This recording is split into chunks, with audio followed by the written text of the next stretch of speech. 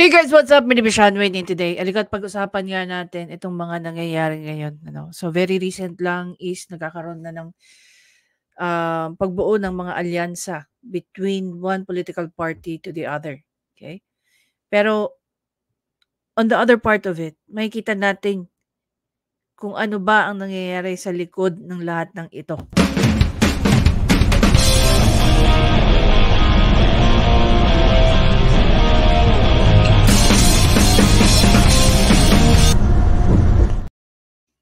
There you go. So, panoorin muna natin itong news na ito na galing sa UNTV.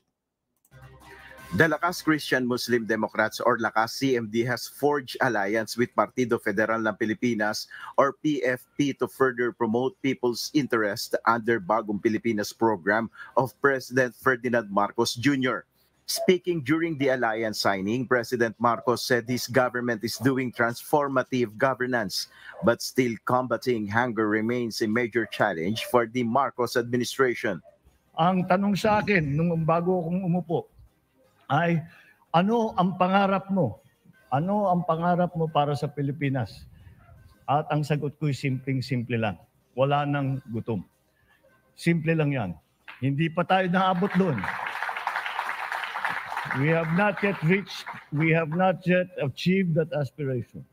President Marcos emphasized the importance of continuing the call for unity as a solution to the country's challenges. According to President Marcos, he wants to rebuild the unity team for the upcoming elections.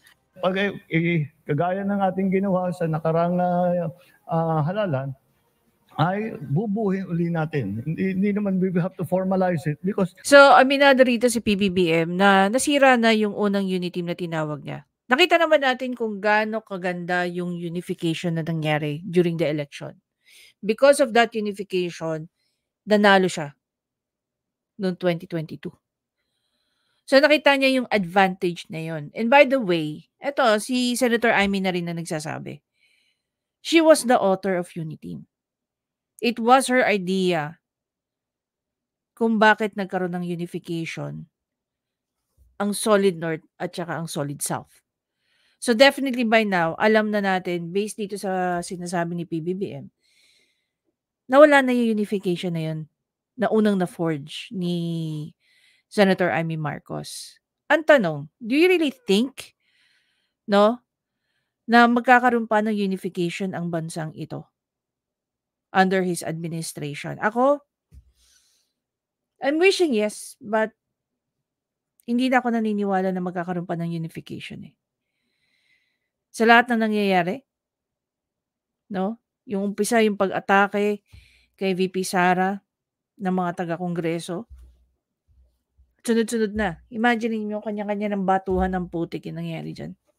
Do you really think magkakaroon ng unification? Siguro kayo, kaya nyo mag-unify, mga politiko. The question is, do you think ang taong bayan mayu-unify sa pagboboto dyan sa mga slate ninyo? There's a very slim chance na ang slate ng administration ay mananalo. May political cycle. So bubuhin uli natin at formalize uli natin ang unity. With 100 members, Lakas CMD is also the biggest party in the House of Representatives. The two parties were part of the Uniteam coalition in the 2022 elections, along with Puwersa ng Masang Pilipino and the political party of Vice President Sara Duterte, Hugpong ng Pagbabago or HNP. Nel Maribuho, UNTV News and Rescue. We serve the people, we give glory to God. Imagine nyo guys, no, with all that is happening right now, sitwasyon ng ating food security, sitwasyon ng energy problems natin, yung El Nino, what else, yung nangyayari sa geopolitics natin which is ang West Philippine Sea, yung mga issue na kinakaharap ni PBBM tungkol dito sa PIDEA leaks. Ngayon may bago na namang leak na nangyari tungkol dito sa gentleman's agreement di umano between China at saka ang bagong administrasyon which is si PBBM. Naisip niya pa na i-prioritize ang pakikipag-alyansa niya. 'Di ba? Pakinggan natin 'tong sinabi ng mga realista. Eto guys, ako gibang-giba ako rito habang pinapakinggan ko si Nanay. Mahirap ang magluklok sa kanya kung naroon siya ngayon. Kaya dapat ang mahirap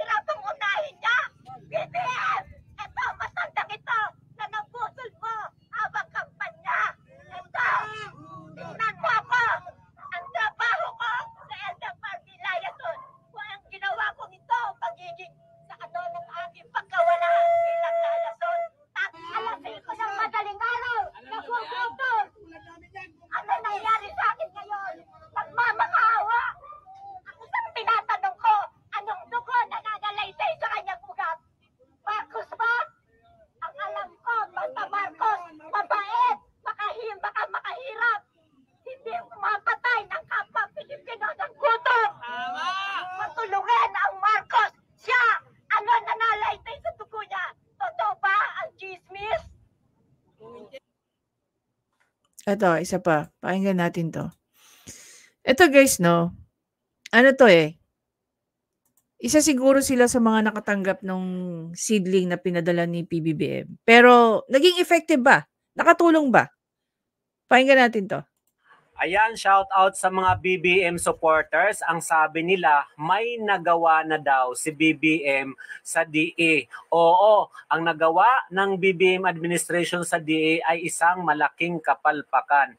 Biruin mo, nagpadala ng seed subsidy sa Visayas. Pero ang seed subsidy ay galing national. Hindi naman magkapareho ang klema ng national sa Visayas. Ayan ang nangyari. Sunog yung pananim, palpak, may sakit yung palay na itinanim, doble-doble ang pagkalugi ng magsasaka dahil nga palpak ang administrasyong ito ni PBBM. Imbes na matulungan yung mga magsasaka, lalo lang nagkautang, walang nangyari sa sakripisyo, logi pa. Sa totoo lang, hindi ko na rin halos alam kung ano yung pwede kong sabihin dito, no? Going back dito sa nanay na to. Nakakagiba, sa totoo lang. Nakakagiba na makarinig ng mga ganitong bagay. Ako personally, hindi ko pa naman nararanasan yung ganyan. Na matutulog na gutom, gigising na gutom, na kailangan kong magsisigaw dyan sa labas ng kalsada para lang manawagan at magmakaawa kay PBBM. Ang tanong din natin dyan is, anong nangyayari sa programa ng gobyerno when it comes to pagtulong sa mahihirap?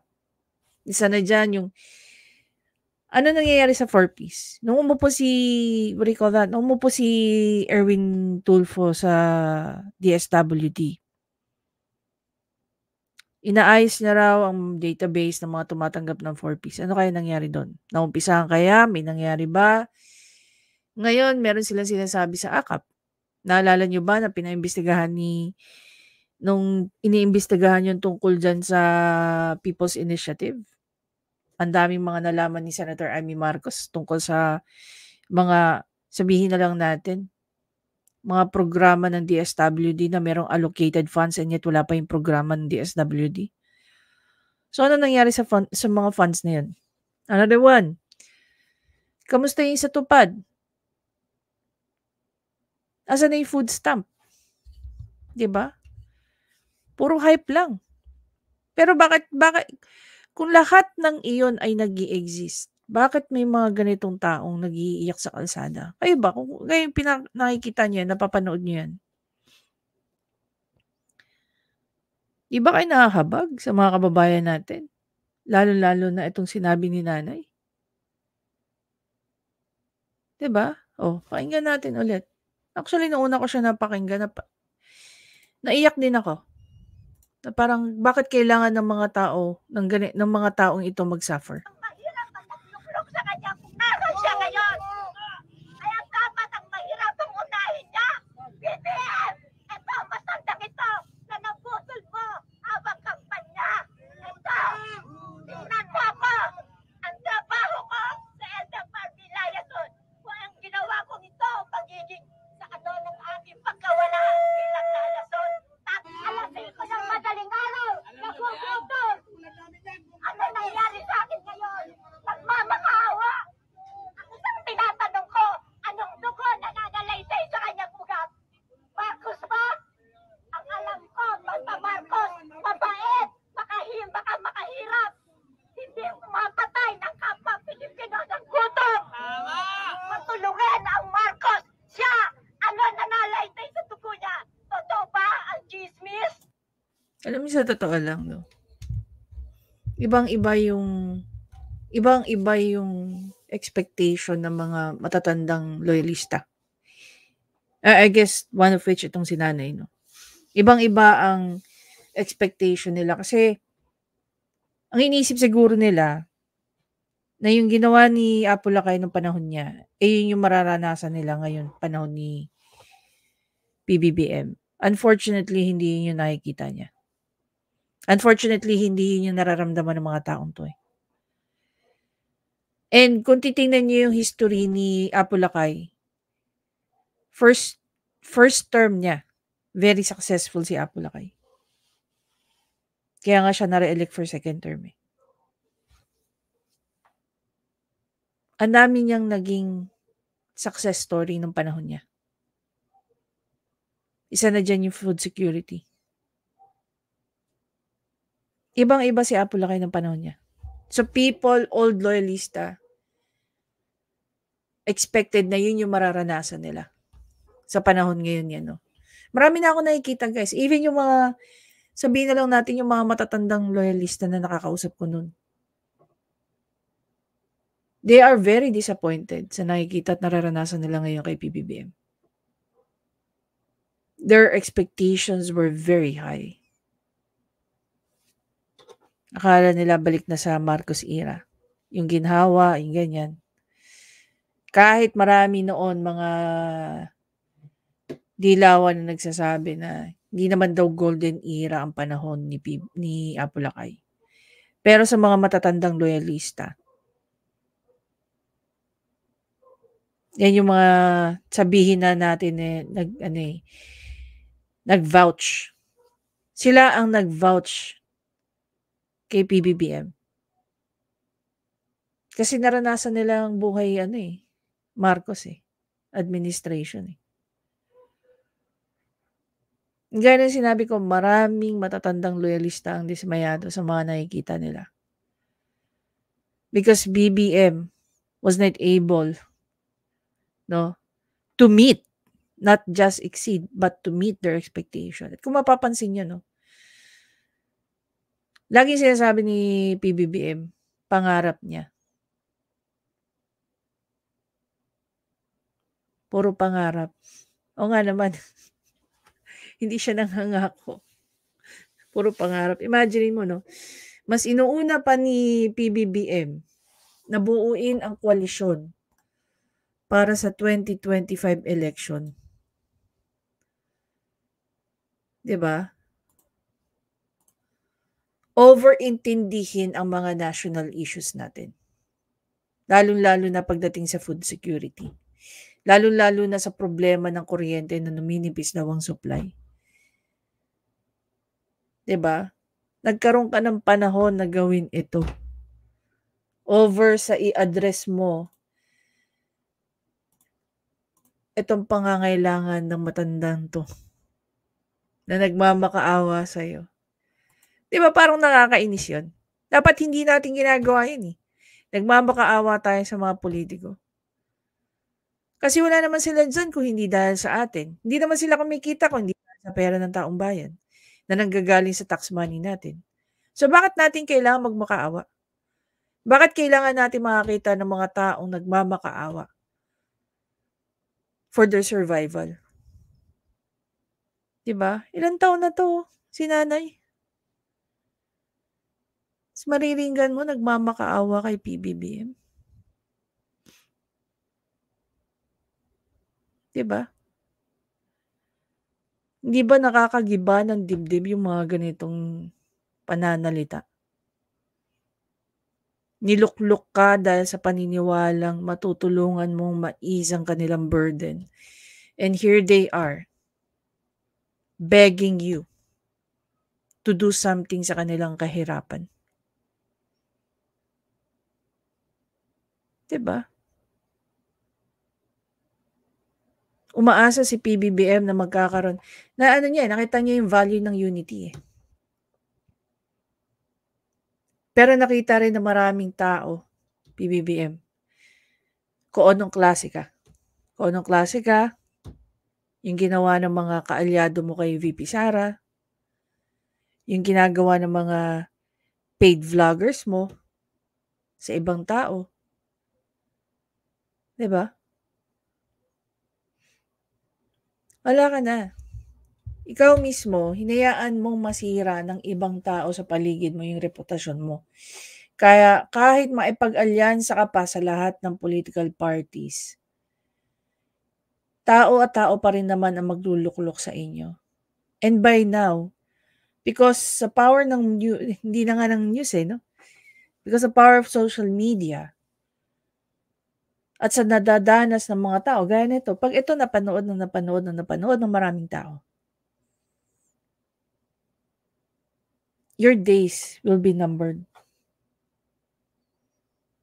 Ikaw ang magtatapos ng ng Marcos era sa national. Baka pwede pa kayo manalo siguro sa mga local elections hanggang congressman siguro or governor.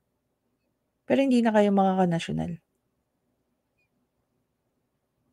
Maybe manalo pa kayo sa Senate, pero yung presidente, vice president, I don't think so. Pwede kayo magkaroon ng chance pero may hirapan na kayo. Not as easy na nangyari in 2022. I-savor mo na yon PBBM. Kasi history yun eh. Pero yun yung history hindi na marirepeat. Sa lahat ng controversya na involved kayo, na hindi nyo masagot-sagot sa pag-atake nyo sa mga taong nakasama nyo during the election. Alam mo, mga Pilipino fast learner yan mga ini. Siguro mapagpatawad pero hindi mga tanga. Diba? Kaya guys, anong mararamdaman nyo na mas inuna pa ni PBBM ang pakikipag-alyansa nila sa iba't ibang political party over sagutin ang panawagan ng matandang to? Di ba kayo nahabag? Di ba nagigiba yung dibdib niya sa sinabi ng taong to?